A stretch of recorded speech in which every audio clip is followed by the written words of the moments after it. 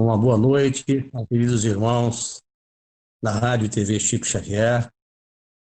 Nós agradecemos sempre a Jesus pela oportunidade de conversarmos nesses momentos tão decisivos da vida planetária para mais um instante de Evangelho de Jesus, dos ensinamentos dos Espíritos Superiores, a fim de todos nós, pelo arbítrio que temos, possamos desenvolver o direito de verificar a validade dessas informações e a sua importância para a nossa evolução espiritual. Dessa forma que chegamos nesse frio do Rio Grande do Sul, eu como carioca que sou, embora aqui há muitos anos, quando vem esse frio sinto bastante.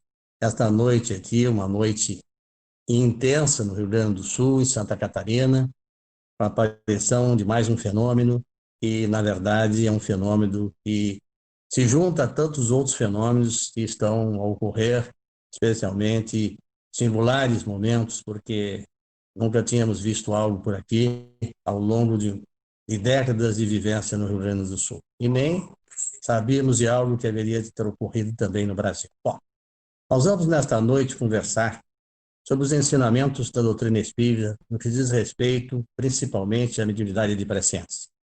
Vivemos e sabemos nós que a partir da moratória de 50 anos da reunião de Jesus com as potências angélicas em 20 de julho de 1969, exatamente naquele momento que o homem pisava a Lua, as potências angélicas se reuniam para avaliar o ciclo de provas e expiações que haveria de chegar ao seu instante final.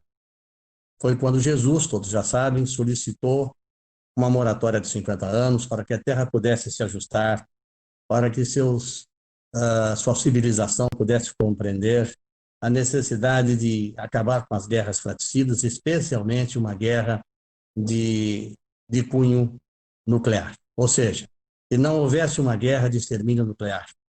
E, na verdade, os 50 anos se passaram, se concluiu, como nós sabemos, em 20 de julho de 2019, 1969 mais 50, da 2019, e, graças a Deus, não ocorreu uma guerra de extermínio nuclear. Sabedor, então, de que a partir daí uma série de ocorrências determinariam a chegada do ápice da transição planetária. E o que nós estamos assistindo no decorrer dos últimos tempos é isto, e muitas das coisas que os nossos companheiros não sabem porque não saem na mídia e que, evidentemente, se preocupa com tantas outras informações, digamos assim, de outros interesses, e não se preocupa em trazer o conhecimento, as verdades que estão ocorrendo e as modificações nesse momento de grande transição planetária. Então, nós vamos começar abordando devagar para que compreendamos a importância desse momento e o que significa para cada um de nós compreender isso e qual o aproveitamento que podemos tirar nesse momento que sabemos que somos os trabalhadores da última hora. Ou seja, estamos no trem, o vagão, são vários vagões, para a estação final de um ciclo. Podemos descer em qualquer estação que desejarmos, basta que pelo nosso livre-arbítrio façamos. Mas se pretendemos chegar a um porto seguro, a um local seguro, teremos de enfrentar as adversidades, e a maior de todas as adversidades é, acima de tudo, a aceitação de que nós somos seres que precisamos nos modificar. Precisamos entender melhor a existência, fazer da existência uma preparação para a vida eterna. E como tal, nossa família que é universal, e na verdade nós somos espíritos extraterrestres, que nenhum de nós aqui é habitante natural da Terra, isso aqui é apenas uma escola, um estágio de aprendizado espiritual, necessário é e requisitamos os valores indispensáveis para a vida eterna. Então, vamos conversar abordando algumas questões que são muito interessantes. A contabilidade divina, no final de um ciclo evolutivo, para a sequência da progressão dos mundos e das criaturas, determina uma avaliação do saldo coletivo do planeta, dos planetas e de seus habitantes, com o propósito de não atrasar o progresso dos mundos. Ou seja, existe um determinismo que é, na verdade, sairmos através do encaixe do princípio inteligente, desde o primitivismo, atravessando o mundo de provas e expiações, através do desenvolvimento evolutivo, alcançando o mundo de regeneração e prosseguindo adiante para mundos mais ditosos e mais felizes. Bom, mas isso tem uma sequência. Não é a critério da civilização humana que ela obedece esses valores.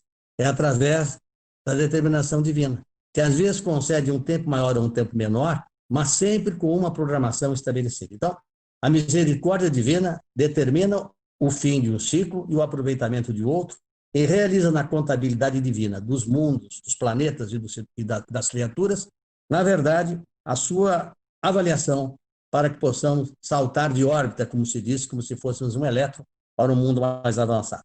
Isso ocorre com todos os mundos dos diversos sistemas formados pelo hálito divino, formado pelo fluido universal, que abordamos no capítulo passado, o que seria este fluido universal.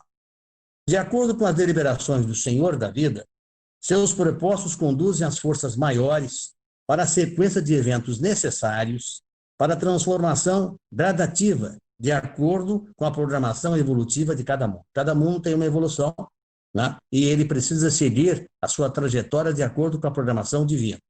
Os mundos primitivos, em primeira escala, os mundos de provas e expiações, em escala subsequente, ainda precisam de ajustes, tanto na geologia planetária, como nos resgates coletivos de sua população, encarceradas em suas consciências enebrecidas pelos débitos faltosos, acumulados no trajeto evolutivo a caminho do aperfeiçoamento espiritual. Todos nós sabemos que, pelas nossas dívidas pretéritas, portamos no inconsciente do nosso espírito muitos registros de faltosos, muitos desajustes espirituais que marcaram a nossa trajetória e nos obrigaram a resgates kármicos bastante dolorosos.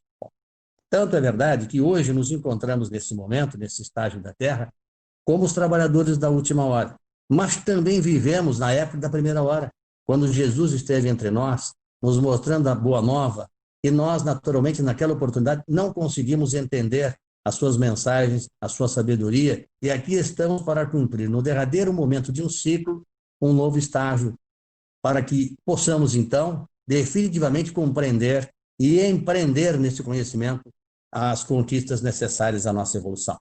A transição planetária, na verdade, ela se iniciou em 18 de abril de 1757, ou seja, ela se iniciou 100 anos antes da codificação de Kardec, que ocorreu em 18 de abril, evidentemente, de 1857. E ela tem seu prazo determinado para terminar o ciclo de provas e expiações em 18 de abril de 2057. Afirmam os espíritos, e principalmente Emmanuel, que tem registros espirituais definindo isso, não somente no Pinga Fogo de 1971, de agosto e de dezembro, mas também nas diversas obras, de que o final do ciclo de provas e expiações e o mundo já de regeneração estará já a partir de 18 de abril de 2057. Vivemos, portanto, neste momento, o ápice de uma transição, quer dizer, o final de uma transição e sua sequência. Porém, como já falamos na moratória de Jesus, determinando os 50 anos, nós, na verdade, tivemos a grande vantagem de não realizarmos uma guerra de extermínio nuclear. E, como consequência, então, nós tivemos uma condução diferente, porque uma guerra de extermínio nuclear nos deixaria simplesmente, praticamente, na volta do mundo primitivo. Haveria destruição de todos os valores do globo planetário e nós teríamos grandes dificuldades para recomeçar o trajeto evolutivo. Então, esse fato de nós não adentrarmos numa guerra de extermínio nuclear nos trouxe algumas vantagens no sentido de não ser tão doloroso essa passagem dessa transição. Mas a mediunidade de presciência, desde os remotos tempos, e nós sabemos que desde os tempos primitivos, bruxos, alquimistas, astrólogos, curandeiros falavam das realidades do céu e preconizavam momentos difíceis ou momentos mais vantajosos.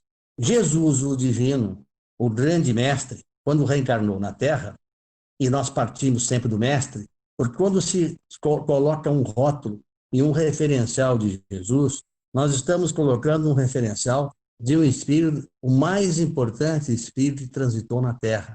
O espírito que, na verdade, era o filho pródigo divino que aqui veio para não só esculpir, criar como um arquiteto o planeta Terra mas prepará-lo através dos engenheiros siderais e de outros cientistas do cosmos, o habitat necessário para o nosso processo evolutivo. Então, Jesus é o governador da Terra.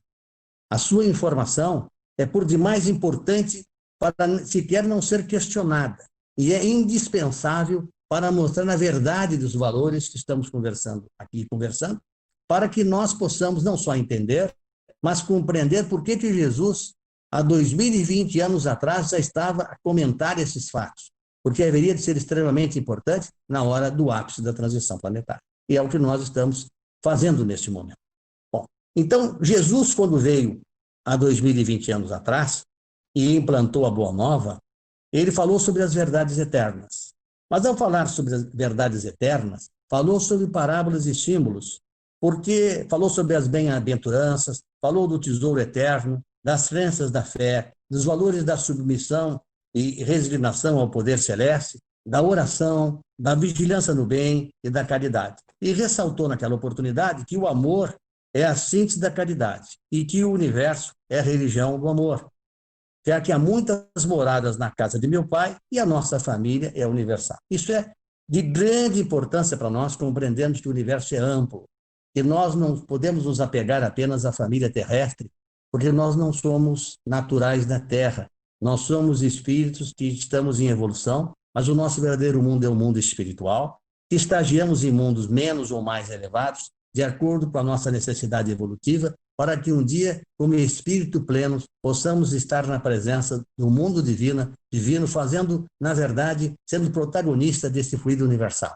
E aí seria, na verdade, a ausência de qualquer cobertura perispiritual e a essência do espírito puro, que é, na verdade, a pretensão de todos os seres inteligentes que adquirem na escola do aprendizado a importante tarefa de se libertar na direção do infinito, na direção de onde salpicam as estrelas maiores do firmamento. Bom, então, ele também nos informou que enviaria, e nós temos que definir isso, que era muito importante, o Consolador prometido, porque ele haveria de dizer o que ele não poderia dizer apenas por parábolas e por analogias, porque não havia conhecimento suficiente para entendermos o que ele estava a falar. Então, mais tarde, ele enviaria o Consolador prometido e disse mais: eu derramarei meu espírito sobre a carne. Vossos filhos e filhas profetizarão.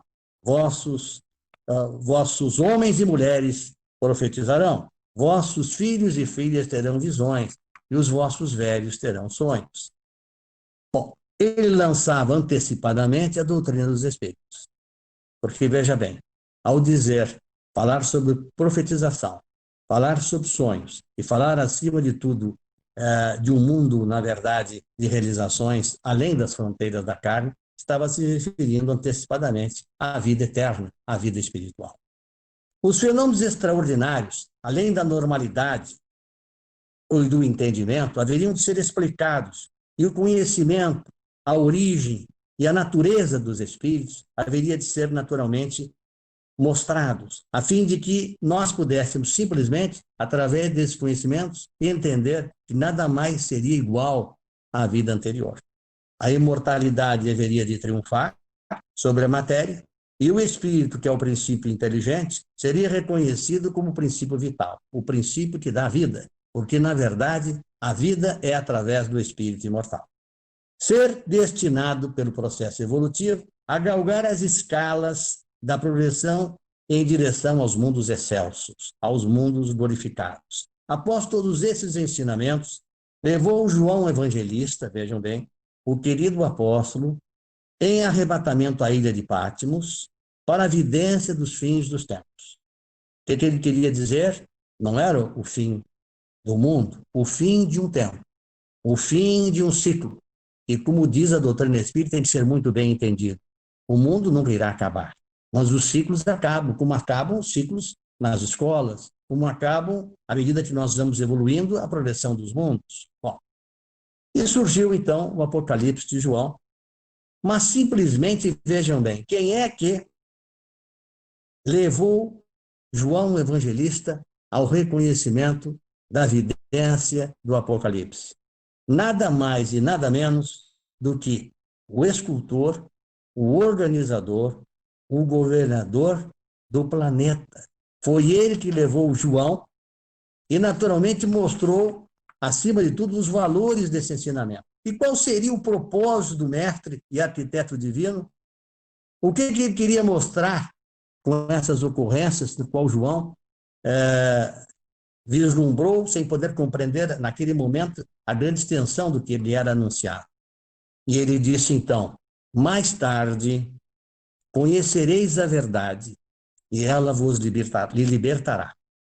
Bom, vejam bem, muitas vezes nós estamos, como médium, há 47 anos de mediunidade, portanto, quase 50 anos de convivência com os espíritos, aguardando aquilo que haveria de ser a oportunidade de voltarmos a conversar sobre a mediunidade de presciência. Desde 2017, em nossas palestras, nós vínhamos falando sobre os acontecimentos que ocorreriam a partir do final do ciclo, um momento em que se iniciaria, porque as ocorrências já vêm acontecendo há muito tempo, né? Desde a história evolutiva, nós vamos ver por quê, mas que quando chegasse a fase do ápice da transição planetária, esses acontecimentos, eles seriam mais extensos e eles seriam, assim, mais imediatos, porque seria o fim de um processo. E para que existisse o fim e o início de um processo, necessário seria uma série de ocorrências mais repetitivas e mais sequenciais. Bom, e ele queria mostrar o quê? Conhecer a verdade. A verdade é algo que não pode fazer mal para ninguém. Há muitas pessoas que dizem assim, mas certas verdades causam impacto e podem causar amedrontamento.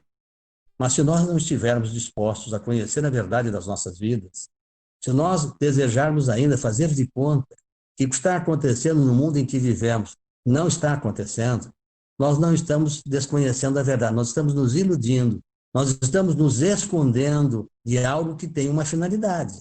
Porque ao conhecer esta verdade, ela determina, por exemplo, que não pode ser nada igual ao anterior.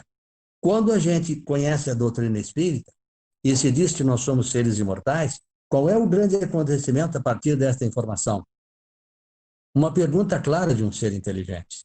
Mas se eu não morro, o que preciso fazer para continuar depois da vida física a estar na serenidade dos meus propósitos, a estar em paz comigo mesmo? Quais são os valores que eu devo diferenciar na vida terrena que possa ser possível de eu levar além das fronteiras da morte? Então, vejam bem, o conhecimento modifica a criatura. Ela faz com que nós olhemos para dentro de nós, em vez de nos preocuparmos com a vida alheia, do nosso companheiro, das suas falhas, olhar ainda para o que nós temos ainda de insuportável, que são as nossas fragilidades, o nosso egoísmo, a nossa falta de humildade, a intransigência que temos com as outras criaturas, a dificuldade de estabelecer o perdão, mas gostamos de que nos perdoem, que nos entendam, que estejam do nosso lado quando precisamos. Então, Jesus disse uma mensagem fantástica, diz tudo. Faça aos outros o que gostarias que os outros te fizessem. Muito bem. Então, o desdobrar da verdade, levantando o véu do obscurantismo, tem um propósito. Qual é o propósito? A modificação dos nossos hábitos, a alteração das nossas culturas, o armazenamento de tesouros que nos permitam não só atravessar esses momentos, porque se nós compreendermos a realidade dos objetivos do mestre, do governador planetário, nós haveremos de colher subsídios suficientes para, junto com ele, porque ele não haverá de nos amparar, nos mostrar o caminho. Mas o mais importante é que nós levaremos tesouros para a nossa vida, que é a vida eterna. A vida física é transitória. A qualquer momento, qualquer um de nós pode partir, nós sabemos disso. É outro desafio que, às vezes, nós nos perguntamos como um profissional da saúde. Nós sabemos que um dia vamos morrer fisicamente, mas as pessoas não gostam de abordar esse tema, como se afastá-lo fosse possível transferir a ocorrência desses fatos. Nós entendemos que nós só encontramos a tranquilidade para atravessar as fronteiras da morte quando compreendemos que somos espíritos imortais, adquirimos pela resignação, pela submissão, os valores que nos permitem ter tesouros eternos, não tesouros perecíveis que ficam nas fronteiras da Terra. Bom, então, a quem interessa a não ocorrência dessa verdade? Interessa àqueles que têm a ilusão do materialismo, do poder transitório, aqueles que pensam apenas no gozo terreno e acham que a verdadeira felicidade está na terra, quando o Mestre nos deixou que a felicidade não é deste mundo. Aqui é uma escola onde nós precisamos ser felizes por agradecer a misericordiosa oportunidade da reencarnação. Mas os valores espirituais que nos garantirão a fortuna não serão bens da terra, porque o tesouro é aquele onde a traça não come e a ferrugem não destrói. Então, o poder e a fortuna temporária não favorece ao espírito imortal. O que favorece ao espírito imortal são os valores eternos. Então, nós estamos aqui mencionando, porque primeiro aspecto positivo, se Jesus levou João, o evangelista, o querido apóstolo, para a vidência na ilha de Patmos, tinha um propósito. E ao mostrar, na verdade, toda a cena do final de um ciclo, que foi registrado através do Apocalipse de João, a sua pretensão era mostrar como que a Terra evoluiria, até que o ponto haveria esta evolução, quando haveria a grande batalha entre o bem e o mal e a separação do joio e do trigo. E, naturalmente, dirá, através disso tudo, o que nós precisamos fazer, e desejarmos mais uma vez, já que não ouvimos a palavra do Mestre durante muito tempo, desejarmos ouvi-la e o que podemos fazer para finalmente alcançar os tesouros do Espírito. Mas vamos voltar a uma figura muito importante também para nós espíritas, e para aqueles que, mesmo não sendo espíritas, têm a simpatia com a doutrina, quem nós convidamos à leitura das obras espíritas.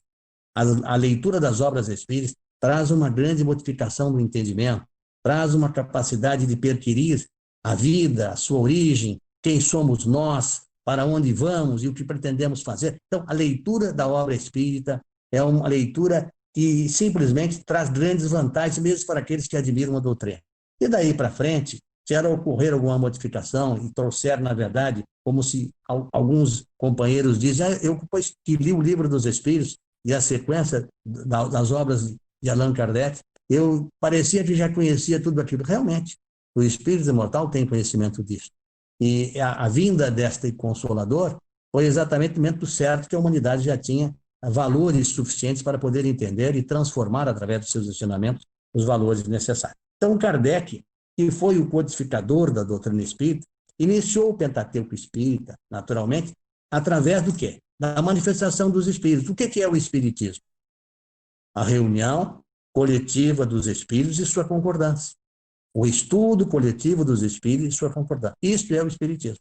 Porque os espíritos trouxeram as mensagens em todos os lugares, não foi só um espírito, foram inúmeros espíritos de diversos lugares trazendo as mesmas informações, permitindo, portanto, que as informações pudessem ser codificadas e estabelecendo como tal um entendimento e uma explicação filosófica, acima de tudo, para os porquês da vida, e científica à medida que vai sendo comprovada, e, acima de tudo, alargando os horizontes muito além da ciência física, para mostrar que, se vencemos as barreiras da morte, os espíritos mais evoluídos contribuem também com a ciência espiritual. Então, tivemos um lançamento do Livro dos Espíritos, a primeira obra, em 18 de abril de 1857, depois o Livro dos Médiuns, depois o Evangelho segundo a doutrina espírita, o Céu e o Inferno, e os milagres e as predições do Espiritismo. Ou seja, a última obra, que na verdade tem também o que é o Espiritismo, mas não está classificado entre essas 4 obras fundamentais, mas o que é o Espiritismo é importante também que nós definamos como um importante conhecimento do que é esta doutrina. Portanto, chamamos de Pentateuco, porque além dessas 4 obras que se concluem com a gente, tem esta obra que é o Espiritismo, e merece a leitura racional, de grande edificação. Bom, a reencarnação de Kardec, vamos aproveitar para citar tudo aquilo que já se conversou e que hoje muitos espíritos, através das suas explanações, vêm confirmando tudo aquilo que se diz. Allan Kardec, Hippolyte Léon Denisel Rival, o nosso Allan Kardec, que usou essa terminologia desde o tempo dos druidas, 2 séculos antes, mais ou menos, da vinda de Jesus, ao tempo de 2000, há 2000 anos atrás, quando se iniciou o mundo de provas e expiações também, na verdade, assim, vamos citar algumas reencarnações importantes. João Evangelista, Manuel de Paiva. Manuel de Paiva, um dos jesuítas que inaugurou a Pátria do Cruzeiro, com Manuel da Nóbrega, com José de Anchieta, é a reencarnação também de Fabiano de Cristo, e com Leonardo Nunes, que é a reencarnação de Otávio, o imperador romano ao tempo de Jesus, Caio Júlio César, Otávio, o Otaviano, o imperador de Roma, e trouxe grande contribuição nas luzes para que, quando Jesus chegou ao mundo, o Império Romano, que era o maior império do mundo, haveria estar na paz romana, na grande contribuição às artes, às ciências, ao departamento jurídico, porque trouxe grande contribuição para a parte das leis, enfim, foi um grande colaborador e, acima de tudo, um exponente da vinda do Mestre Jesus. Bom, então, João Evangelista, Manuel de Paiva foi um jesuíta junto com esses companheiros, e foi quem o Nobre determinou a primeira missa no Brasil. E Leonardo Nunes, que era o chamado Padre Voador, porque era um espírito que estava em diversas posições, ele também foi o primeiro mártir desse núcleo de jesuítas que haveria de construir depois que desencarnasse, Nóbrega, Anchieta, Manuel de Paiva, né? Haveriam de produzir, junto com outros mais companheiros, as primeiras cidades espirituais, como Nosso Lar e outros, que foram, na verdade, em 1757, começaram a ser erguidas em várias cidades espirituais, várias colônias residentes espirituais, onde conhecemos várias, de aprendizado, foram esses jesuítas desencarnados, nobres, ilustres, e foram os primeiros catequizadores da pátria do Cruzeiro. Bom, muito bem. Então, João Evangelista, Manuel de Paiva, Allan Kardec, e depois o nosso querido Chico Xavier. Está mais do que claro que Chico Xavier é a reencarnação de Allan Kardec, ou seja, ele concluiu uma obra, que foi a codificação. Esta obra sofreu uma série de interferências de armadilhas proporcionadas pelas trevas, e ele voltou mais tarde como Chico Xavier para completá-la de uma forma extraordinária, na edificação de mais de 526 livros, dos quais 195 tratam da questão da transição planetária por diversos espíritos superiores. Ou seja, nós estamos conversando também sobre uma outra figura que, além de Jesus, convivia, primeiro como João Evangelista, levada pelo Mestre Jesus à ilha de Patmos para lançar o Apocalipse. Depois, vem como Kardec para codificar a obra dos Espíritos e, na sua última obra, trazer os milagres e as predições segundo o Espiritismo. Veja o comprometimento desse Espírito. E aí nós temos que entender, quando falamos assim, Jesus, como se quer discutir ou tentar avaliar Jesus. Jesus é uma autoridade não só moral, intelectual, ética, mas espiritual da maior relevância. E se ele determinou a João Evangelista e a sua reencarnação posteriormente como Manuel de Paiva e mais tarde, inclusive, como Allan Kardec, concluiria a sua missão trazendo o maior de todos os espíritos da terra brasileira, o nosso querido Francisco Cândido Xavier. Bom, então, como discutir o referencial desses espíritos? Como discutir, me perdoem, que aqui está muito frio, a minha faringe fica lesada, né? Como discutir a autoridade desses espíritos? Se eles trouxeram ao conhecimento essas verdades e os registraram através de livros e através de uma série de contribuições, havia um propósito. O propósito é de informar a verdade.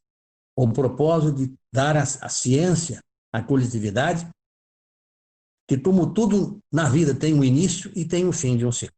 Assim como acontece com a escolaridade, acontece também com a escolaridade dos nossos espíritos. Bem, então, ao lançar a obra de filosofia espiritualista, e, evidentemente, tratar também da mediunidade, através do Livro dos Médiuns, e mais tarde também com uma série de obras vindas pela psicografia de Francisco Cândido Xavier, de espíritos como Emmanuel, e, evidentemente, também André Luiz, com as suas obras de grande valor espiritual, não só no mecanismo da mediunidade, na evolução em dois mundos, no mundo maior, nos missionários da luz, nos mensageiros, no nosso lar, uma contribuição extremamente importante a mostrar que a vida prossegue e que o mundo espiritual, que tem as suas diversas esferas, e começa desde o abismo, que é a parte mais interna onde estão os espíritos mais agressivos, vai naturalmente para as trevas, que também é um contingente de espíritos profundamente empedernidos, sofridos, angustiosos e violentos, para chegar na costa planetária e adentrar nas diversas regiões do umbral denso, umbral mediano e umbral mais leve, onde estão cidades como o nosso lar. E que, se naturalmente ele se referia a todas essas esferas, indo depois para a quinta esfera, e o umbral é a quarta esfera, né? A primeira, a segunda, a terceira, a quarta, a arte e ciência também tem a sexta esfera e a sétima esfera. Mas vejam bem, a aparição e as informações de tudo isso tem sempre um grande propósito. Qual seria o propósito? Qual seria o propósito de tudo isto? Qual seria o propósito de tudo isso? O propósito, acima de tudo, é mostrar que essas informações são riquíssimas aos nossos espíritos. Porque através dessas informações, nós aprendemos na transição planetária de que vivemos um instante importante de nossa evolução. Nós vivemos um momento de separação do joio e do trigo, onde a Terra precisa prosseguir através de sua evolução. E não é mais possível viver nessa sociedade, que é uma sociedade que visa apenas o interesse material, que visa exclusivamente o interesse do poder terreno, que se esquece dos valores do espírito e sobrevive através da ingratidão, do egoísmo, da vaidade, da carência das boas obras, e que naturalmente se procura em satisfazer o seu eu, as suas vantagens passageiras, criando as chamadas elites que existem em todos os lugares, lamentavelmente na doutrina espírita também, que se acham merecedoras de uma superatenção, se esquecendo, acima de tudo, que a humildade é a primeira manifestação da presença dos bons espíritos. Ao criarmos a pretensão de sermos humildes, de vencermos a luta contra a prepotência, de tentarmos ser caritativos e socialmente espiritualizados para conviver não só com os nossos irmãos da Terra, como com os espíritos do mundo espiritual. E se assim o fizermos, criamos um campo mental favorável ao intercâmbio com essas entidades. E elas, com certeza, se juntam a nós para trazer a sua contribuição, servindo não só ao Mestre Jesus, mas mostrando, acima de tudo, que essas verdades são de extraordinário valor, porque representa a cada um dos nossos espíritos a certeza e vão mexer, causam uma impactação, mas uma impactação no sentido positivo, sair do dinamismo que vivemos para o dinamismo das boas intenções, para o esforço contínuo de esculpir uma nova criatura dentro de nós, capaz de amar, capaz de perdoar. Então, nós vamos situar aos nossos irmãos que isto tudo dito por João no Apocalipse, através de Jesus, Jesus nos falou, ele, inclusive, vivendo quando aqui esteve, fisicamente, o sermão profético. O sermão profético de Jesus é simplesmente extraordinário, porque no sermão profético de Jesus, ele diz tudo aquilo que deveria de ocorrer. Todos os irmãos já ouviram, nós já falamos diversas vezes no sermão profético do Mestre Jesus. Ele narra os acontecimentos do final do ciclo. E ele também fala dos apóstolos do Velho Testamento, que já falava antes dele, Daniel, Joel, Zacarias, Isaías, dos acontecimentos previstos. Então, é uma história que acompanha a evolução do ser humano, porque todo o processo que se inicia tem um fim, no sentido do término de um ciclo. Então, é indispensável essas informações. Então, muito mais do que se dizer, olha, vocês estão falando isto, trazendo assim, as pessoas se assustam. Mas como nós vamos nos assustar com verdades que vão ocorrer, quer queiramos ou quer não queiramos? Segundo, ao conhecermos, precisamos e temos tempo para modificar a nossa conduta, alterar os nossos passos, conduzir os nossos espíritos. Esta é a pretensão. Quem realmente acha que não vai acontecer nada, como, por exemplo, nós vimos conversando em 2017, 2018, fizemos diversas palestras. Em 2019, fizemos uma palestra por volta de maio, avisando que a partir de julho de 2019, fecharia-se, portanto, um ciclo da moratória de Jesus e que uma série de acontecimentos, a partir daí, haveriam de ocorrer adentrando o ano de 2020. E vejam vocês, em janeiro de 2020, ocorreu este flagelo que é esta pandemia. Bom, mas vamos dar sequência. Então, mais ainda, ele disse, e aí Kardec, que foi a reencarnação de João Evangelista, disse o seguinte, na Gênesis, e são chegados os tempos da anunciação do Mestre Jesus, e falou na terceira geração, tomando como média a vida na França naquela época, que era ao redor de 40, 50 anos. Então, se a primeira geração ocorreu em 1869, com a obra A Gênesis, né? Ela foi de 1869 a 1919, quando eclodiu a Primeira Guerra Mundial, né? E 50 anos depois, 1969, quando houve a chegada do homem à Lua e a reunião das potências angélicas com Jesus, declarando 50 anos da moratória. E 50 anos após 1969, 20 de julho, sempre as datas, 2019. 20 de julho de 2019, vencemos o ciclo e começamos o ápice, então, o final da transição planetária, e será determinado até 2057.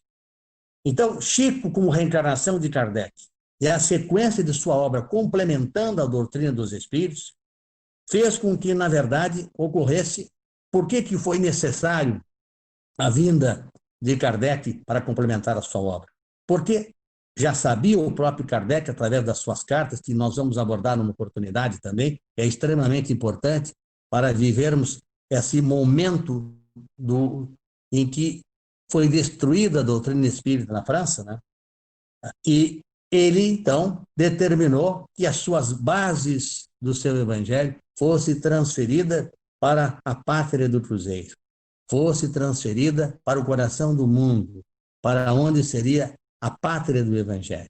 E há uma obra extraordinária também pela psicografia de Chico Xavier, Brasil, Coração do Mundo, Pátria do Evangelho, por Humberto de Campos, que narra esta extraordinária missão da pátria brasileira e essa grandiosa tarefa dos espíritas brasileiros conscientes de viver essa doutrina com amor e com a expectativa de poderem trabalhar em nome de Jesus pela construção de um mundo melhor. Bom, então, nesta observação, a caridade e o amor é expresso em seus exemplos de vida, porque Chico foi uma criatura que expressou o amor e caridade. E as predições que o próprio Chico fez em relação aos tempos atuais, os eventos necessários da transição planetária, são de extraordinária beleza.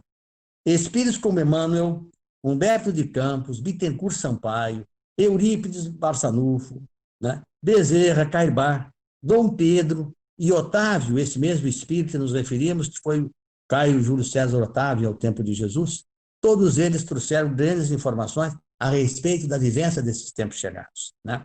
E, inclusive, nós vamos recordar, que é muito importante, isso é uma história, isso não é um comentário, isso é trazer no alforje das experiências que esses espíritos grandiosos nos trouxeram, e Jesus referencia eles todos como algo muito importante, algo que é fundamental aos nossos espíritos, conhecer o que o Mestre Jesus disse que precisávamos conhecer para que finalmente nós pudéssemos estar à direita do Senhor na hora da separação do joio do trigo. E aí nós vamos lembrar, por exemplo, Daniel, como disse Jesus, um dos maiores profetas de todos os tempos, e consta na Bíblia, inclusive no 3º ano do reino de Baltazar, relembrando a conquista de seu avô Nabucodonosor, verificou um fenômeno físico que ocorreu nas paredes daquela reunião que estava comemorando a vitória babilônica. Escreveu-se nas paredes com uma tinta vermelha: Mani Tecel Parés. Mani, contou Deus o teu reino e não o acabou. Tecel, pesado na balança fosse e considerado em falta.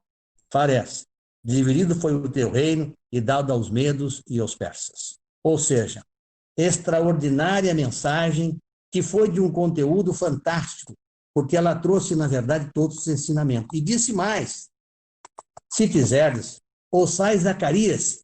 Zacarias disse o seguinte, como a sua profecia: em toda a terra, diz o Senhor, 2/3 serão eliminados e perecerão, mas a 3ª parte restará nela. Farei passar pela parte pelo fogo, e purificarei como purifica-se a prata, e provarei como se prova o ouro. Ela invocará o meu nome e eu ouvirei dizer, é meu povo, e ela dirá, o Senhor é meu Deus. Então, o Mestre Jesus, ao se referir a esses aspectos e ao transformar no sermão, disse sempre para todos nós, porque está registrado nas suas mensagens do sermão profético. Porque haverá grande tempo de tribulações, e como desde o princípio do mundo até agora não tem havido, e nem haverá jamais.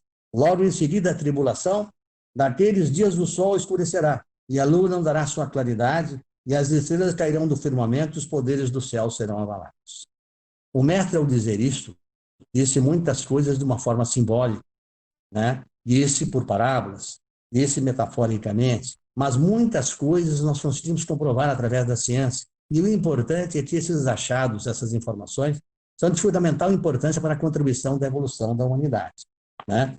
Kardec, inclusive, que foi um espírito fundamental, diz que necessário é que depois de um tempo sejam excluídos os espíritos endurecidos no mal e que possam acarretar-lhes as perturbações. Deus permitiu que eles aí permanecessem o tempo que precisavam para se melhorarem. Mas chegando o momento em que o progresso moral de seus habitantes, o globo terráqueo, tende a ascender na hierarquia dos mundos.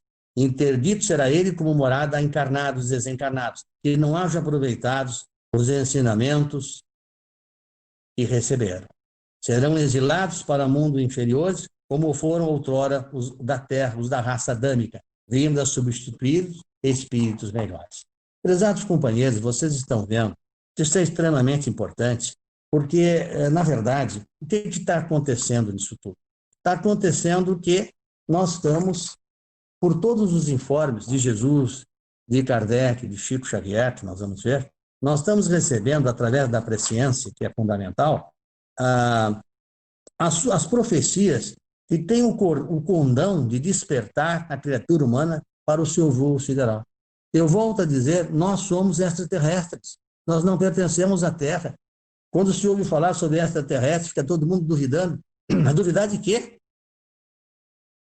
É nós olharmos para um mundo estrelado à noite e verificarmos que só na Via Láctea existem, na Via Láctea, veja bem, a Via onde estamos incluídos. E há milhões, bilhões de Vias Lácteas. Na Via Láctea em que vivemos, há 460 bilhões de estrelas, há 160 bilhões de planetas. Quem somos nós, menor do que um grão de areia no universo do mundo? Que pretensão é a nossa, que falta de humildade e até de inteligência, me perdoem, ao não reconhecer a nossa pequenez, ao desafiarmos o poder de Deus, e vamos ver o que significa isso, tentando supostamente não compreender como lógica todas essas informações e nos situarmos como uma referência do universo. Nós não conseguimos viver em paz nem conosco, quanto mais na sociedade em que vivemos, temos a pretensão de ser um referencial para o mundo. É algo realmente inadmissível. Em Crônicas de Além-Túmulo, do espírito Humberto de Campos, antes de reencarnar, ele revelou algumas coisas, porque nós sabemos que o Humberto de Campos reencarnou justamente para auxiliar nessa transição planetária em 1970. Ele reencarnou no interior de São Paulo e hoje deve estar maduro, deve estar com cerca de 50 anos, 48 anos, 50 anos. É um espírito que vai contribuir muito, juntamente com o Emmanuel, que também está reencarnado, André Luiz, que está reencarnando, Vitor Hugo e um século de espíritos como Chopin, Tchaikovsky, né? O grupo de Pasteur, Isaac Newton, Copérnico, tantos outros estão vindo para a glória do renascer do mundo de regeneração. Contribuição, como sempre houve, através de Jesus, com o novo mundo e com as novas esperanças. Bom, ele falou nesta mensagem de Crônicas de Além-Túmulo, que é um registro de um livro conhecido, que é necessário, a Terra precisará modificar e seguir novas orientações na sua conduta espiritual. Essas teorias socialistas que ocorreram, essas teorias do proletariado, o fascismo, né? A ditadura da força e do dinheiro, terão de ser extirpados. Hoje não é possível as teorias que falam de uma justiça e de uma condição social justa, porque nós não somos espíritos justos. Nós somos espíritos diferenciados ainda pela inferioridade. Enquanto nós não tivermos a mesma condição espiritual da pretensão do bem, de respeitar critérios, de obedecer leis, de seguir ordens, nós não vamos poder ter uma justiça, porque haverá sempre o poderoso dominando o mais enfraquecido. Haverá sempre o interessado do poder do dinheiro, sepultando aquele que está interessado nos bens espirituais. Então, é preciso vencer as teorias que não darão certo enquanto não houver uma justiça social do espírito, da sua individualidade. Porque não é possível construir uma coletividade sem transformar a sua individualidade. Então, o homem espiritualizado viverá no respeito e no amor ao próximo, e haverá uma nova sociedade baseada numa sociologia onde a justiça social garantirá aos outros o que gostaríamos que os outros nos fizessem. Reparem, viver num mundo desse, que maravilha! Viver num mundo onde se proclama a justiça, o respeito, o trabalho em prol da melhoria e um trabalho coletivo em prol do amor. Nas comoções geológicas do globo, veja bem, deve o homem terrestre enxergar elementos de provação para a sua vida? É uma pergunta feita a Emmanuel. A resposta foi o seguinte: os abalos sísmicos não são simples acidentes da natureza. O mundo não está sob a direção de forças cegas. As comoções do globo são instrumentos de provações coletivas ríspidas e penosas. Nesse cataclisma, a multidão resgata igualmente os seus crimes de outrora, e cada elemento quita o pretérito na porta dos débitos individuais. Veja que coisa fantástica e extraordinária. Uma justiça divina. Nós quitamos os débitos. É a única condição de respondermos a nossas consciências que ainda não nos permitem a paz e a serenidade espiritual, porque nós trazemos as nossas consciências culposas de um pretérito incrivelmente tumultuoso. Então, nós vamos abordar os sinais desses tempos para mostrar o quanto vem ocorrendo essa transição planetária e, especialmente, o que está ocorrendo de uma forma muito intensa nos últimos tempos, principalmente a partir de julho de 2019. Então, nós vamos falar sobre os flagelos diversos. Vejam bem, nós vivemos inicialmente, quero lembrar, as guerras. Desde que o homem se reconheceu sobre a Terra, ele nunca parou de criar batalhas pelo poder e pelo dinheiro. Justamente através do poder ele criava o quê? Ele utilizava através de espólios de terra, ouro, joias e escravidão, porque ele escravizava os povos que dominava, estuprava as suas mulheres, corrompia os seus costumes, criando, na verdade, flagelos intermináveis. E numa das guerras de conquistas, especialmente pelos descendentes dos astronautas do espaço, que foram aqueles primeiros seres que aqui chegaram antes dos capelinos, descendentes também irresignados de Sírios, de Órion, das Pleiades, que aqui chegaram, seres muito evoluídos, e para que se uniram às criaturas primitivas, criando uma alteração genética e uma raça que começou naturalmente a partir dos chimpanzés, da união, um estudo genético, porque eram seres muito evoluídos, e começaram a fazer modificações genéticas no DNA e prepararem essa raça primitiva, que era uma mescla de seres vindos de outros planos evoluídos com as criaturas primitivas que aqui habitavam. Desencarnes coletivos e injustos, condições impostas pelos dominadores na época, causaram um débito coletivo imenso no planeta Terra. E nós vamos ver o exemplo das guerras. Por exemplo, a Guerra dos Templários foi 195 anos em que os cristãos saíram da Europa e foram ao Oriente para atacar os sarracenos, criando uma guerra de 195 anos, com imensa quantidade de irmãos mortos, justamente numa batalha para pensar, todos usando o nome de Deus, tanto os cristãos como especialmente os sarracenos, sob o comando de Saladino, né? Onde, inclusive, até quando o rei de Jerusalém, que era, na verdade, o Balduíno IV, que era também uma das reencarnações de Otávio ao tempo de Roma, conseguiam viver em paz. Quando morreu o Balduíno, de lepra, Saladino não reconheceu os seus seguidores e dominou e conquistou Jerusalém. Mas vejam bem, foram os cristãos que foram lá determinar. A Inquisição, que levou 60 anos, na Espanha, ela se desenvolveu praticamente quase 300 anos. foi até quase 1834. Perseguindo quem? Perseguindo os cristãos que não compactuavam com aquele nova ordem, os judeus, os comunistas,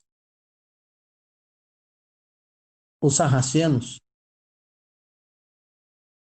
da raça islâmica, os islâmicos, portanto, criando como consequência graves perturbações e graves penalizações do ponto de vista espiritual ao globo terrestre. Só para que comparemos a Inglaterra e a França, no curso de 2 séculos, realizaram mais de 280 batalhas.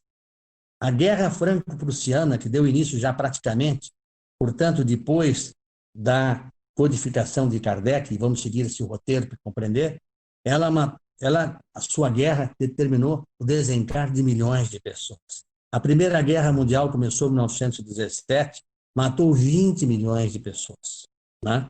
A Revolução Russa, em 1917, matou mais de 25 milhões de criaturas. E de 1917 a 1919, tivemos a gripe espanhola, e iremos fazer um comentário muito importante em relação ao Covid-19. Ela matou mais de 50 milhões de criaturas. Em 1927, o Partido Nazista matou mais de 6 milhões de criaturas. Em 1937 a 1945, na Segunda Guerra Mundial, 60 milhões de criaturas morreram.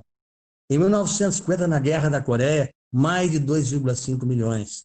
Na Revolução Chinesa, em 1960, mais de 90 milhões de pessoas desencarnaram.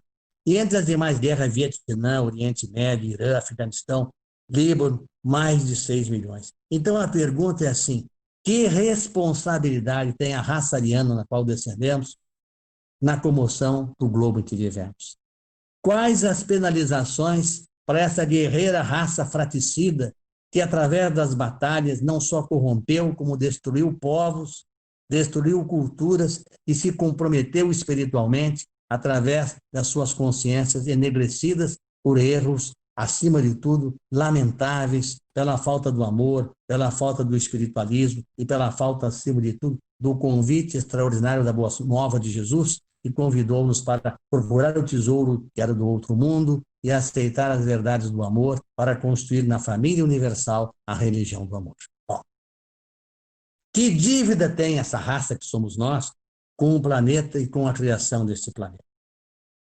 Bom, a gripe espanhola matou mais de 50 milhões. Qual é a relação com o Covid-19? Veja, o Covid-19 é um flagelo determinado pelo poder de Deus. É um dos sinais dos tempos.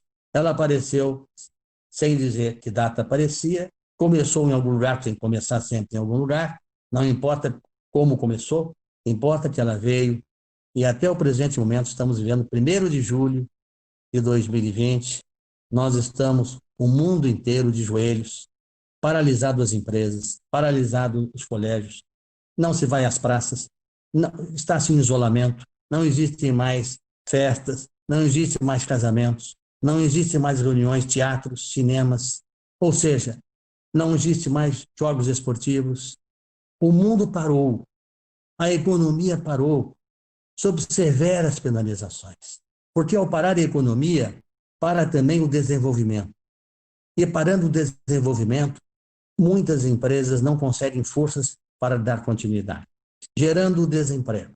Gerando desemprego, desenvolve-se a fome. Então, mais um flagelo envolvido com esta patologia virótica, uma minúscula partida só vislumbrada ao microscópio eletrônico, capaz de causar a comoção do mundo e a paralisação de todos os países do mundo, independente das suas preferências, dos seus poderes de arma bélico, independente dos seus recursos científicos, porque nenhum, nesse momento, a ciência foi capaz de entender e até hoje se debruça em estudos para compreender, para procurar uma forma profilática e procurar um medicamento que seja efetivamente eficaz. Continuamos na luta por esta virose. Agora imagine o seguinte: na gripe espanhola, que matou 50 milhões de pessoas, não existiam medicamentos, drogas, antibióticos, antiviróticos, não existiam hospitais, não haviam equipes médicas especializadas, não haviam respiradores, não haviam, portanto, meios de diagnóstico, ou seja, a pessoa contraía e levava o vírus e, como consequência, produzia aquela infecção coletiva, desempenhando, em muitos casos, o desencarne. Neste momento, por que nós temos ainda controlado em relação à gripe espanhola? O número é insignificante em relação aos 90 milhões, aos 50 milhões da gripe espanhola, porque nós temos todos os recursos. Nós conseguimos ter o medicamento, nós conseguimos internar o paciente, nós conseguimos usar meios para recuperar a sua ventilação pulmonar, nós conseguimos ambientes específicos como UTIs, nós conseguimos, temos lares hoje organizados, temos meios de transporte, tanto meio por avião como meio terrestre, nós temos os recursos que eles não tinham. Porque se nós estivéssemos com esse vírus vivendo naquela época, nós já teríamos hoje mais de 400 milhões de criaturas desencarnadas, porque seria simplesmente vivendo como nós vivemos, em apartamentos, em contingentes, em favelas concentradas, em lugares assim, em que estamos periféricos, onde vivemos em grande concentração, nós já teríamos um número extraordinariamente fantástico de desencarne. A misericórdia divina, mais uma vez, apesar das nossas falhas, das nossas dívidas, nos oferece uma grande oportunidade de resgatarmos de uma forma mais tranquila as nossas dívidas. Então, este é um flagelo, que ainda não tem seu tempo marcado para terminar, e que ainda é uma das formas de resgate, entre tantas outras formas que haverão de vir para o ensinamento, para, naturalmente, a retificação dos nossos débitos, e para que os nossos espíritos, através da nossa consciência, instalem a paz. Então, à época havia essa falta de instrumentos, não havia nem sequer antibióticos, o antibiótico foi descoberto em 1951. Então, naturalmente, não haviam protocolos internacionais, não haviam meios de locomoção, né? Então, na verdade, nós temos um agente hoje de mutagênese, que é, na verdade, o retrovírus do coronavírus. Naquela época, na gripe espanhola, era através do H1N1, né? E que, naturalmente, é diferente da mutação do Covid-19, que é alfa, beta, associada, naturalmente, à síndrome de respiração 2, né? Então, vejam bem.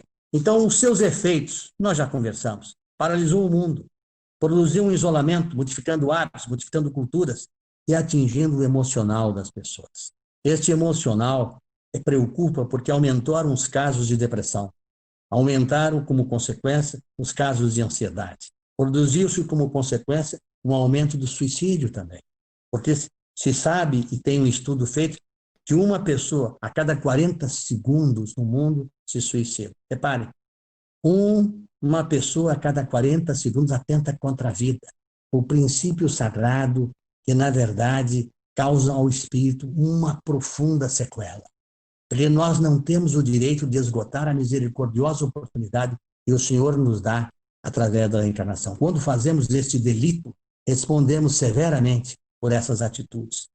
Então, 800 mil pessoas por ano morrem através do suicídio. E o mais espantoso que preocupa é que são jovens atualmente de 15 a 24 anos que estão produzindo esses suicídios. Naturalmente, há um aumento de depressões, de ansiedade, há separações conjugais pela convivência junto através do isolamento, há fechamento de empresas, há um caos social muito grande. E eu quero lembrar que nisto tudo, nós estamos vendo os flagelos anunciados desde os profetas, comentado por Jesus, solidificada pelas informações de Kardec através da Gênesis, e muito dita pela bondade e pela luminosidade de Chico Xavier.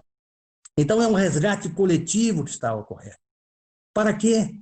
Para que nós, neste momento de isolamento, pudéssemos fazer uma pausa nas nossas vidas, pudéssemos fazer uma reflexão de qual é o nosso propósito da vida. Nosso propósito é viver apenas na Terra?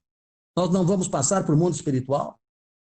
Ou nós temos que ficar exclusivamente adormecidos, sem querer olhar e sem querer compreender? Dizer, não, eu não quero saber disso. Tudo bem, é um direito, mas vejam que essa alienação de não querer saber a verdade é uma pergunta que nós fazemos a nós como seres inteligentes. Quem não quer conhecer algo que é um instrumento para o seu benefício, o que quer da vida? Então, essas dívidas coletivas são resgatadas através de quê? Da dor. É o que nós estamos passando. Dor, sofrimento, ansiedade. Então, para acordar por uma lei de causa e efeito, para sair do materialismo, do poder efêmero das moedas, para conseguir, nesta última hora, a grande oportunidade do reajuste espiritual, o privilégio de aceitar submissos e resignados às provas existenciais para a regeneração do mundo onde haverão de habitar e de viver, como disse Jesus, os brandos e pacíficos. Mas não está terminando. A mídia está muito interessada em falar apenas nas mortes, em falar de outros assuntos, como novelas, mas, por exemplo, a ciência, no seu aspecto, por exemplo, da astronomia, da ciência, mostra no YouTube todos os dias, é só consultar o YouTube, e diz o seguinte: os terremotos estão ocorrendo, abalos sísmicos em todos os lugares do mundo, 4, 5 por dia, em todos os lugares. Por que é que os governos escondem essas informações? Para que nós não tenhamos a preocupação? Para que continuemos vitimados à procura de quê? Dos bens temporários, à procura dos tesouros dos bancos, dos cartões de créditos, da ilusão de que tudo vai passar, mas nada será igual antes. Este flagelo é uma demarcação dos tempos chegados. E, principalmente, é uma grande oportunidade de definir o que nós queremos. Nos Estados Unidos, por exemplo, a costa da Califórnia não para de tremer. E lá tem um vulcão chamado Yellowstone. A placa tectônica em movimento, na placa norte-americana, está tremendo constantemente. No Peru, na Argentina, na Nova Zelândia, no México. No México, houve na semana passada um terremoto de 7,5 na escala Richter. Um terremoto muito grande. Vocês sabiam que o Brasil, que a gente pensa que não tem terremoto, ocorreram 77 abalos só neste ano de 2020? Abalos ao redor de 2, 2,5, mas alguém diria, mas no Brasil não existe. Pois é, o Brasil teve 77 abalos no ano de 2020. As fissuras que estão ocorrendo no solo da África, no Peru, nos Estados Unidos, no Chile, no Brasil, em Maceió. Maceió tem um bairro em que há fissuras, ele está sumindo, porque naturalmente há uma modificação tectônica de placas. Bom, fogos em mares, escapamento de metano na litosfera, que você sabe, a litosfera é a camada da crosta planetária, na Antártida, no Mar Morto, no Atlântico. E a pergunta é assim, aonde está sendo dito? Nos meios de comunicações, que a gente ouve música, ouve informações, é só parar para consultar. Existem alguns irmãos que estão trazendo essa informação e são considerados muitas vezes pelos organismos internacionais como a chamada teoria da conspiração. Mas por que eles estão fazendo isso? Porque os governos escondem. Os governos só nos informam dos fatos e nós sabemos disso, gente. Todos nós sabemos. Há um interesse do governo, há um interesse de esconder, com medo de que isso possa ser uma informação desnecessária, possa causar pânico. E nós só somos informados nas últimas horas. Né? Para você ter uma ideia, existe uma anomalia do Atlântico Sul, né? Que é, na verdade, a magnetosfera, na altura mais ou menos ali entre Santa Catarina, em que há uma perda da camada de proteção da Terra. Inclusive, o satélite tem que fazer uma correção, porque há uma falha. Então, nós estamos perdendo a capacidade de proteção da magnetosfera. Há um aquecimento dos oceanos, há, acima de tudo, a alteração dos polos magnéticos. Ninguém fala nisto. Os polos magnéticos, não os polos geográficos, os polos magnéticos estão se alterando. O polo norte já está próximo do Equador. Ora, o que significa mudança de polos magnéticos? Os pássaros estão perdidos, porque eles se baseiam nos polos magnéticos, e por isso que se vê baleias nas cidades, ursos nas cidades, leões nas cidades, se vê abutres nas grandes cidades, carcarás nas grandes cidades, porque eles perderam o referencial, perderam aquele referencial que lhes dá a orientação magnética, né? Bom, os animais estão realmente desorientados, né?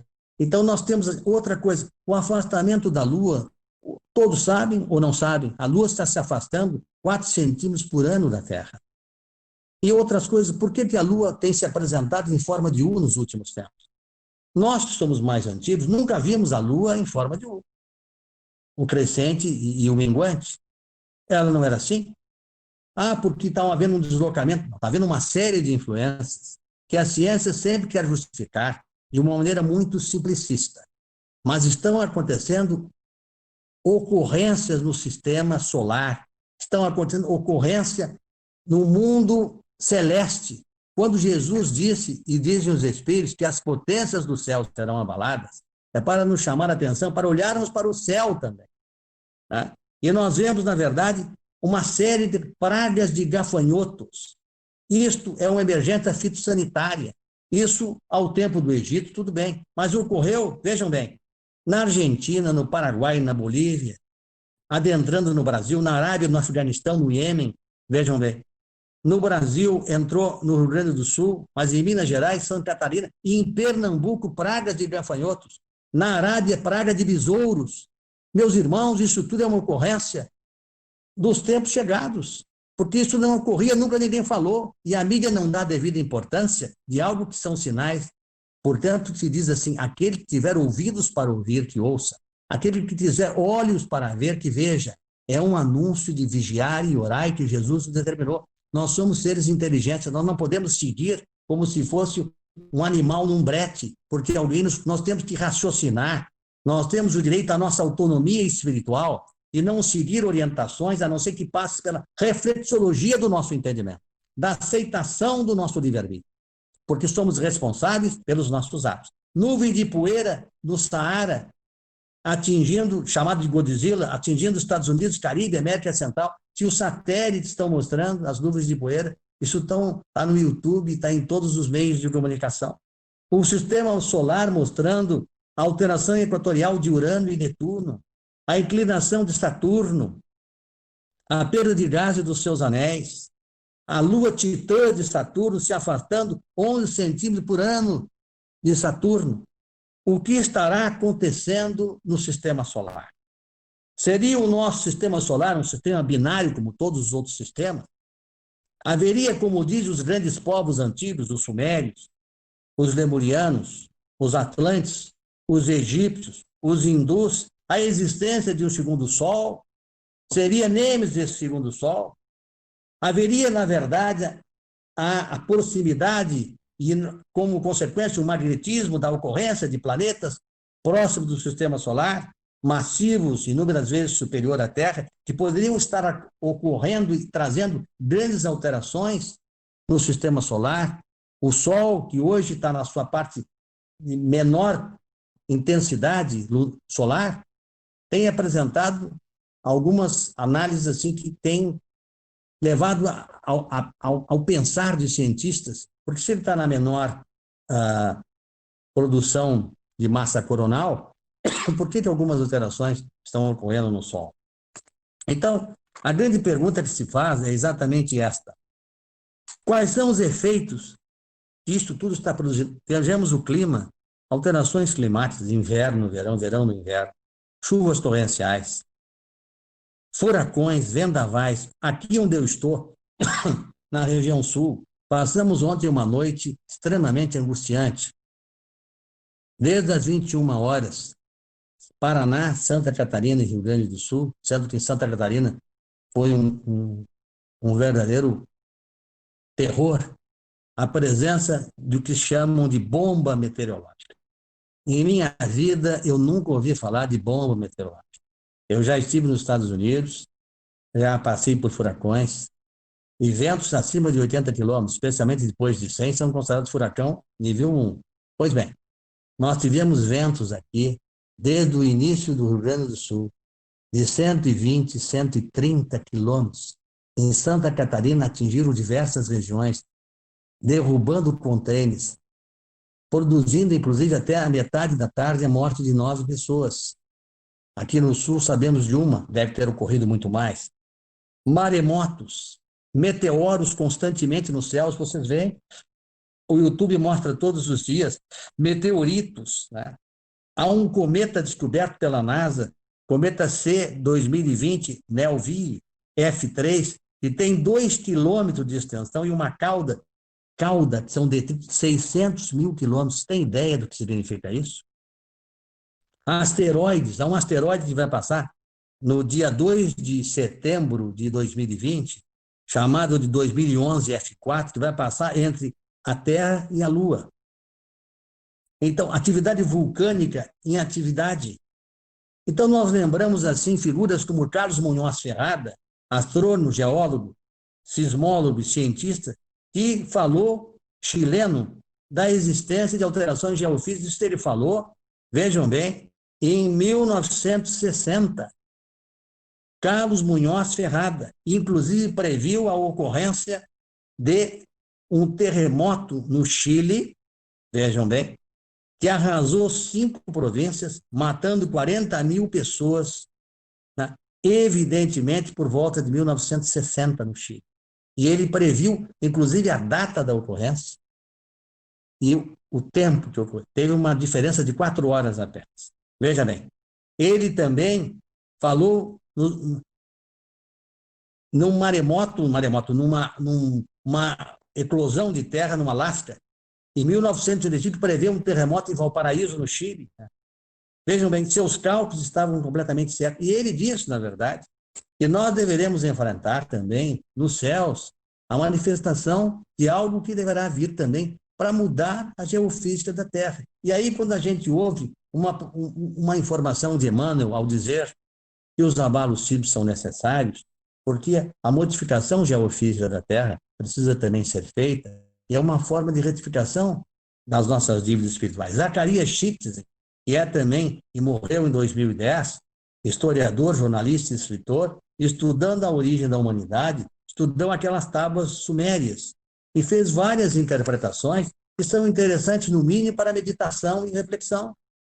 Então, ele foi naturalmente combatido pela ciência, pelas elites científicas na época, porque ele disse, acima de tudo, que ele não estava a serviço da ciência e da mídia comprometida, e que ele, como um pesquisador, tinha que dizer tudo aquilo que ele observava, a fim de que, então, através do tempo, pudesse elucidar as suas verdades ou não. Então, o que nós estamos querendo dizer? Nós vivemos um momento de grande importância, nós vivemos um instante de grandes ocorrências de eventos, nós vivemos a transição planetária, muitas coisas haverão de vir, e nós temos que estar preparados em nome de Jesus, não só para o evento, mas para a essência de tudo isso que acontece, que é a nossa renovação, que é a nossa transformação. Acreditando sempre na bênção de Jesus, na presença dos Espíritos benfeitores, nós estamos aqui martelando este assunto por entendermos a importância, por entendermos que Jesus nos chamou a atenção, que os profetas nos informaram, que João escreveu um livro sobre isso, que Kardec escreveu uma obra ao final da codificação, e que Chico Xavier intensamente falou, e que os espíritos amigos têm falado constantemente. Preparemos e vivemos o ápice da transição planetária. E é indispensável que os nossos espíritos aceitem esse desafio como trabalhadores da última hora. E para encerrar, então, eu queria fazer uma oração para os nossos espíritos, para todos os lares, para que a paz, a tranquilidade envolva todos os corações. Para que tudo isso que nós estamos vendo, basta que olhemos para o céu, basta que façamos uma reflexão, possa nos dar não qualquer sentimento contrário à paz. Porque, veja bem, quando chegamos a instantes como estes, em que somos desafiados a apresentar uma nova ideia de uma nova criatura, somos convocados pelo poder divino. Então, nós vamos agradecer a Jesus para que ele, mestre amoroso, construtor desta terra abençoada, deste palco e grandes vantagens, nesta oportunidade nas bênçãos divinas da reencarnação. Confortai os nossos espíritos, acererai o ânimo de nossas almas, mas, acima de tudo, não nos deixai cair no dinamismo, na lentidão dos nossos propósitos. Chamai-nos ao entendimento das verdades que despertam, que transportam a criatura e que, acima de tudo, as convidam para a reforma necessária, para uma nova criatura de um novo tempo, de um tempo de esperança, de paz, sem doenças, sem dificuldades, de respeito, de amor, onde as criaturas se amando possam compreender e fazerem parte da família universal. De uma religião que o amor, que nos liga não apenas aos seres do sistema solar, mas muito além do sistema solar, ao mundo, ao universo de nosso Pai. Bendito seja Jesus, por seres até o presente momento o nosso inseparável companheiro, e que tu continues a nos mostrar, como sempre, o caminho, a verdade e a vida. Que a paz de Jesus abençoe todos os corações. Que assim seja. Uma boa noite.